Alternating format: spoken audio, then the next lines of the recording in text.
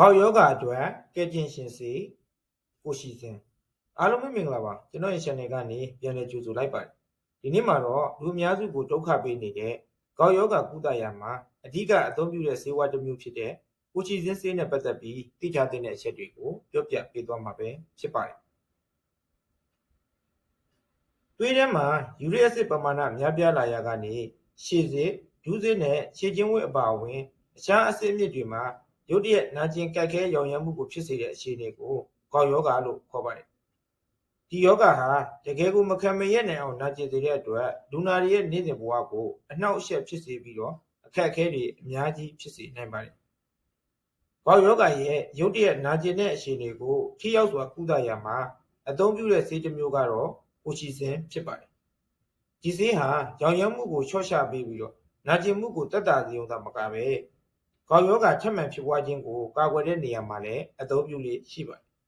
။ဒါကြောင့်ဒီနေ့ဗီဒီယိုမှာတော့ကိုရှိစဉ်ဆေးနဲ့ပတ်သက်ပြီးတော့ဒီဆေးဘယ်လိုအလုပ်လုပ်လဲဘယ်လိုတောက်သုံးရမလဲဘယ်လိုဘေးထွက်ဆိုးကျိုးတွေရှိလဲစတဲ့အချက်တွေကိုပြောပြပေးမှာဖြစ်လို့ကျွန်တော်ရဲ့ဗီဒီယိုလေးကိုအဆုံးထိကြည့်ရှုပေးပါဦးခင်ဗျာ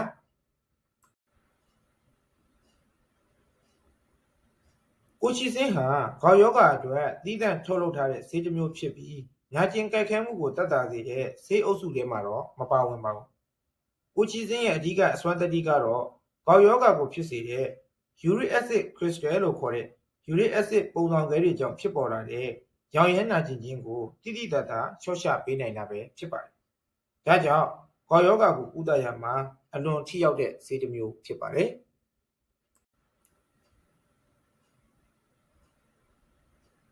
ပုံမှန်အားဖြင့်သွေးထဲမှာယူရစ်အက်ဆစ်ဓာတ်တွေများလာတဲ့အခါအဲ့ဒီအက်ဆစ်တွေဟာမာကျောတဲ့ပုံစံခဲအဖြစ်ကိုပြောင်းလဲသွားပြီးတော့အက်ဆစ်တွေထဲမှာစုပုံလာတတ်ပါတယ်ဒီပုံစံခဲတွေကပဲအက်ဆစ်တွေကိုရောင်ရမ်းပြီးနာကျင်ကြိုက်ခဲမှုကိုဖြစ်စေတာဖြစ်ပါတယ်ကိုရှိစဉ်ဆေးကဒီပုံစံခဲတွေအက်ဆစ်တစ်ဝိုက်မှာစုပုံလာတာကိုရော့ကျစေပြီးတော့ရောင်ရမ်းနာကျင်မှုတွေကိုတက်တာစေတာပဲဖြစ်ပါတယ်ကိုရှိစဉ်ကိုခေါက်ယောဂကြောင့်မခံမရက်နိုင်အောင်နာကျင်တဲ့အချိန်မှာလျင်မြန်စွာတက်တာစေဖို့ခေါက်ယောဂထပ်မံမဖြစ်ပွားစေရန်ကြိုတင်ကာကွယ်ဖို့အတွက်အသုံးပြုပါတယ်။ဒါပြင်ရောင်ရမ်းနီမြန်းနာကျင်တဲ့ B-chance ယောဂစုလက္ခဏာတွေကိုတက်တာစေဖို့ Familial Mediterranean Fever လို့ခေါ်တဲ့မျိုးရိုးလိုက်တဲ့ယောဂကြောင့်ဖြစ်တဲ့နာကျင်ကြိုက်ခဲမှုဝေဒနာတွေကိုတက်တာအောင်ကုသဖို့အတွက်လည်းအသုံးပြုလို့ရပါတယ်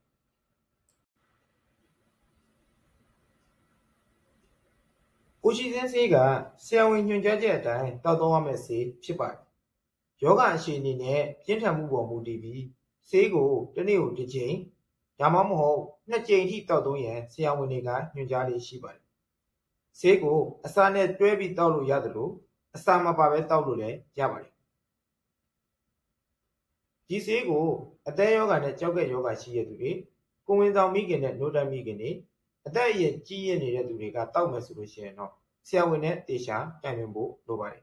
။ဆေးရဘေးထွက်ဆိုးကျိုးတွေကပြုတ်အန်တာဝမ်းပြက်ဝမ်းလျှောဖြစ်တာဘိုက်အောင်တာ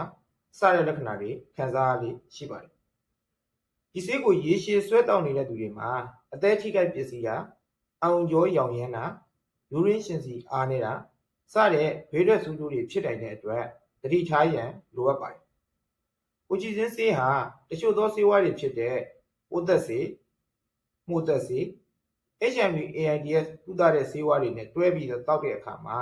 ဆေးအာနိသင်ကိုပြောင်းလဲစေပြီးတော့ဘေးထွက်ဆိုးကျိုးကိုပို့ပြီးတော့မှဆိုးဝါးသွားစေနိုင်ပါတယ်။ဒါကြောင့်ဒီဆေးမတောက်ခင်မှာမိမိမှာဆွဲတောက်နေတဲ့ဆေးတွေရှိမယ်ဆိုလို့ရှိရင်ဆရာဝန်ကိုပြောပြဖို့လိုအပ်ပါတယ်။ကိုရှိစဉ်ဆေးသည်ခေါက်ယောဂလက္ခဏာတွေကိုထိရောက်စွာသက်သာစေတဲ့ဆေးတစ်မျိုးဖြစ်ပါတယ်။သို့တော့ဒီဆေးဟာယောဂအခြေအနေနဲ့ပြင်းထန်မှုပေါ်မူတည်ပြီးတော့ဆေးပမာဏကိုရှိန်ညှိရတဲ့ဆေးအမျိုးသားဖြစ်တဲ့အတွက်ကြောင့်မလို့ကိုယ်သဘောနဲ့ကိုဆေးပမာဏကိုတိုးပြီးတော့တောက်တာဆေးကိုရက်တာဆေးပြန်တောက်တာမျိုးတွေမလုပ်ဖို့ကျွန်တော်ကအကြံပြုလိုပါတယ်။ဒါကတော့ခေါက်ယောဂဝေဒနာရှင်တွေကိုကုသရမှာအရေးပါတဲ့ဆေးတစ်မျိုးဖြစ်တဲ့ကိုရှိစဉ်ဆေးနဲ့ပတ်သက်ပြီးကျွန်တော်ကပြောပြပေးသွားတာပဲဖြစ်ပါတယ်။ဒီအကြောင်းအရာနဲ့ပတ်သက်ပြီးသိကျင်တဲ့အချက်တွေရှိသေးတယ်ဆိုလို့ရှိရင်လည်းကွန်မန့်မှာမေးခဲ့လို့ရပါတယ်အားလုံးကိုကျေးဇူးတင်ပါတယ်ခင်ဗျာ